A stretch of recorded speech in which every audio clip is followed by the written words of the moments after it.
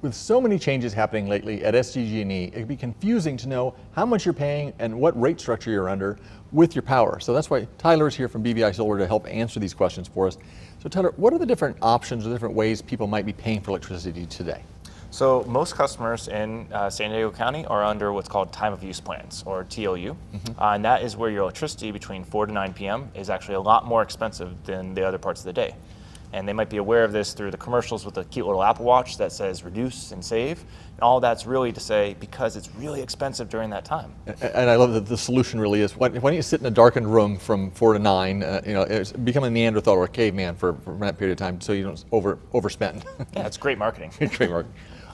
So if they're not under that, are there any other options people might be paying under right now? Some customers might be grandfathered into a plan that doesn't have the standard time of use, but eventually they'll have to move.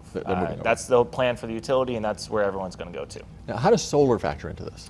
So solar produces electricity during the day when the sun's out, and so part of why the time frame of 4 to 9 was chosen is because that is when solar tends to not produce electricity, the sun is down, but also that is when homeowners and consumers tend to use the most. You get home from work, you get home from school, you turn on the lights, you turn on the TV, you cook dinner, and most people wind down their night around 9 p.m. So that is through data shown as the peak time of use throughout the day.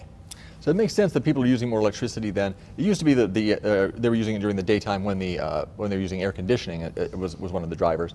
But the factor of solar and the amount of electricity it's producing has really changed some of those dynamics. Does it make sense for people to wait to go solar because of some of these changes with time of use? Because time of use is expensive, and if you're paying not under solar, it's costing a lot more for electricity today.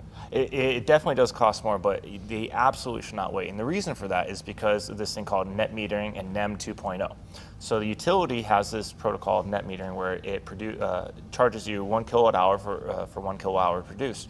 However, they have the option to adjust that over time.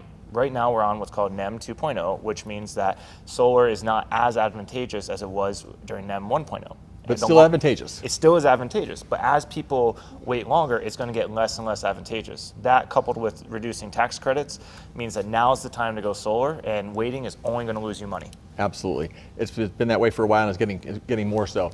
If you want a district utility company and get in control of your power, call BVI Solar today.